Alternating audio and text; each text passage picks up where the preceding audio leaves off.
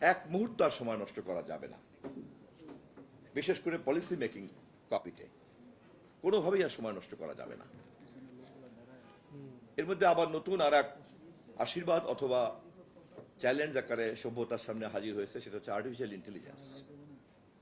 আপনাদের মধ্যে যারা আপনারা ক্রিস মিলারের চিপস ওয়ার বইটা পড়েছেন, আপনারা নিশ্চয়ই আমার মতোই আতঙ্কিত হয়ে উঠবেন যে পৃথিবীর সমস্ত ধরনের ক্ষমতা এবং সমস্যা কিভাবে আপনার এই ন্যানো টেকনোলজির মধ্যে ঢুকে পড়েছে।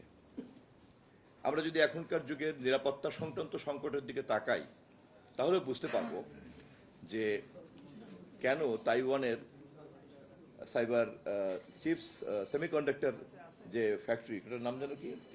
TSS, Taiwan semiconductor manufacturing company, TSMC। এবং এবারেও কিন্তু আমাদের মাননীয় প্রধানমন্ত্রী তারেক রহমান যে প্রভাবশালী 100 জনের মধ্যে একজন হয়েছেন, খেয়াল করবেন ওনার পাশে কিন্তু ওই TSMCর যে সিইও, তারও কিন্তু ছবি আছে, কিন্তু সে কিন্তু একটা জাস্ট ফ্যাক্টরির সিইও, কিন্তু একটা কোম্পানির সিইও।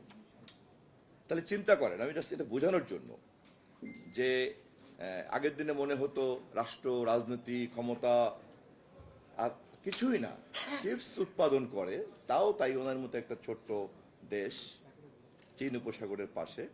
এবং আমরা তো জানি 49-এ কিভাবে চীনের পলিটিক্স থেকে কিভাবে তারা বিচ্ছিন্ন হয়ে পড়েছে, কিভাবে চিয়াং কাই শেক পালিয়ে গিয়ে তাইওয়ানে আশ্রয় নিয়েছে, মূল ভূখণ্ড থেকে কিভাবে সরে দাঁড়িয়েছে, তারপর মূল ভূখণ্ডের সঙ্গে তাইওয়ানের এই সমস্যার কারণে দীর্ঘদিন জাতিসংঘে যখন চীন ঢোকে নাই তখন তাইওয়ান একরকম ছিল, পরে যখন জাতিসংঘে চীন ঢুকেছে তখন এই শর্তে ঢুকেছে যে দুই রাষ্ট্রের এই নীতিমালা থেকে সরে আসতে হবে, ওয়ান স্টেট পলিসি নিতে হবে। আমেরিকা সেটা মেনে নিয়েছে, বাট ট্রাম্প আসার পরে আবার সেখানে কিন্তু সমস্যা দেখা দিয়েছে এবং তাইওয়ানকে তারা সহযোগিতা করতে শুরু করেছে। এবং যে কোনো সমাজবিজ্ঞানের, রাষ্ট্রবিজ্ঞানের এই চূড়ান্ত সিদ্ধান্তটা এভাবেই টানেন যে তাইওয়ানের এই ক্ষমতার প্রধান কারণটি হচ্ছে তার এই চিপস উৎপাদন করার ক্ষমতা। এবং পৃথিবীতে এখন এই মুহূর্তে যে পরিমাণ চিপস উৎপাদন হয় তার 62% চিপস উৎপাদন করে তাইওয়ান নিজে।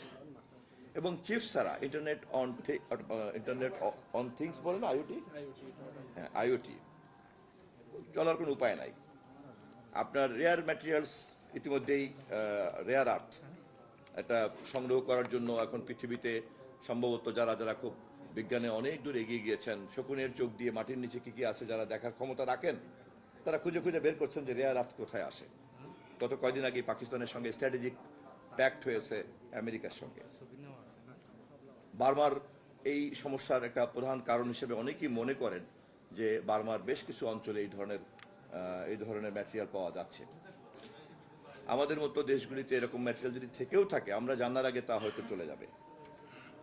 এবং যখন এই ধরনের অপ্রয়োজনীয় জিনিস কেউ আমদানি করতে চায় অথবা দেশের কোনো চালাক চতুর বুদ্ধিমানরা যখন রপ্তানি করতে ব্যস্ত হয়, তখন আমাদের সন্দেহের চোখে দেখা উচিত যে এই ধরনের বিষয়ের মধ্যে এমন কোনো গুরুত্বপূর্ণ কোনো কিছু আছে কিনা যা আধুনিক সভ্যতার জটিল প্রযুক্তিগত সম্ভাবনার উপাদান হিসাবে কাজ করে কিনা।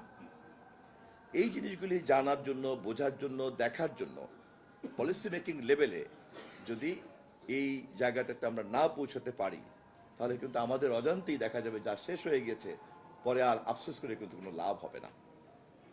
আমাদের মাননীয় প্রধানমন্ত্রী কিন্তু সেই কারণে গত কয়েকদিন আগে উনি সতর্ক করে দিয়েছেন যে আপনারা নিশ্চয়ই ওনার সেই বক্তৃতাটা শুনেছেন, খুবই যথেষ্ট ইয়ের সঙ্গে তিনি বলেছেন, কনফিডেন্টলি উনি কিন্তু তরুণদেরকে বলেছেন যে বিশ্ব এখন আর্টিফিশিয়াল ইন্টেলিজেন্সের যুগে প্রবেশ করেছে। এই প্রতিযোগিতামূলক প্রযুক্তির বিশ্বে মর্যাদা ও সমৃদ্ধির সঙ্গে টিকে থাকতে হলে আমাদের অন্তত একটি দক্ষতা বা ক্ষেত্র উৎকর্ষ অর্জন করতে হবে। তরুণ ও শিক্ষার্থীদের জ্ঞান ও দক্ষতা উন্নয়নের লক্ষ্যে তিনি বলেছেন, সরকারের সর্বাত্মক সহায়তার অঙ্গীকারও ব্যক্ত করেছেন। এই বক্তব্য আমাদের জন্য অত্যন্ত তাৎপর্যপূর্ণ, কারণ cyber security, artificial intelligence, data analytics, digital forensics, cloud security, threat intelligence এবং সিকিউর সফটওয়্যার ইঞ্জিনিয়ারিং এসবই আগামী দিনের কর্মসংস্থান, রাষ্ট্রীয় নিরাপত্তা এবং বৈশ্বিক প্রতিযোগিতার মূল ক্ষেত্র। আমরা যদি আমাদের সীমান্ত নিয়ে যেভাবে উদ্বিগ্ন থাকতাম আগে, সীমানা রক্ষা করতে হবে, সীমান্ত রক্ষী করতে হবে, বিডিআর, বিজিবি, বাজেট, এই সেই, এখন তো দেখা গেল লাগবেই না। আমার টোটাল পলিসি যদি হ্যাক করতে পারে, এতক্ষণ আপনি যেটা দেখাচ্ছিলেন আমি তো অতটা বুঝি না, কিন্তু আমি এটা তো বুঝি যে তার মানে তো খুব সহজেই আমার ডিফেন্স পলিসি, আমার এখানকার স্ট্র্যাটেজিক সমস্ত বিষয়গুলি যদি কেউ জেনে ফেলে, আমার শত্রু যদি আমার সমস্ত মনোজগৎকে যদি আগের থেকেই জেনে ফেলে, তাহলে তো সেই ডিসাইড করে দিবে যে তাকে চ্যালেঞ্জ করতে পারে সেই জায়গাতে আমি না গিয়ে আমি যাতে অন্য কোথাও ভুল পথে যাই, মাইন্ড আমার কিন্তু অপারেট করবে কিন্তু সে। ডিজিটাল ক্যাপাসিটি কিন্তু রাষ্ট্রীয়ভাবে কিন্তু সেই প্রতিযোগিতার দিকেও নিয়ে যাচ্ছে। আমরা সাম্প্রতিককালের যে মধ্যপ্রাচ্য সংকট বলেন, ইরানের সংকট বলেন, এর আগে ইরাকে যে কয়েকজন দুইজন মারা গেলেন, এই ঘটনাগুলি যদি আমরা তাকাই এবং এই সমস্ত মৃত্যুর দৃশ্যটা যদি আমরা সবাই কল্পনা করি, তাহলে আমরা বুঝতে পারবো যে সেখানে ড্রোন কত পাওয়ারফুল একটা ইনস্ট্রুমেন্ট হিসেবে কাজ করছে। আমি এই কথাগুলি বিক্ষিপ্ত হয়ে বলছি এ কথা বোঝানোর জন্য যে এই ডিজিটাল নলেজ, এই ডিজিটাল পাওয়ার অফ ইন্টারনেট এবং power of inclusion of artificial intelligence total ইকোসিস্টেমকে যে কোথায় নিয়ে দাঁড় করাচ্ছে, এটা কিন্তু বোঝাই খুব, মানে অনুমান করাটাই খুব মুশকিল হয়ে যাচ্ছে। কিন্তু এটাকে অনুমান করার প্রতিযোগিতাতে অংশগ্রহণ করা ছাড়া আর কোনো পথ কিন্তু খোলা নেই। এবং সেই কারণেই আমাদের খুব দ্রুত উচিত আমাদের দক্ষ জনবলের মধ্যে যারা এই বিষয়টির মধ্যে ইতিমধ্যে ঢুকে পড়েছেন তাদের ক্যাপাবিলিটি বিল্ড আপ করা, এবং ভবিষ্যতে যারা এখানে আরো বেশি বেশি করে ঢুকে পড়ে আমাদের এডুকেশন কারিকুলামের মধ্যে ওটাকে ঢুকানো, আমাদের রাষ্ট্রীয় যে কোনো নীতিমালার মধ্যে যে কোনোভাবেই হোক এই ধরনের একটা উন্নত আধুনিক জ্ঞানকে চর্চা করবে এমন একটা প্রজন্মকে টার্গেট করে তৈরি করতে হবে।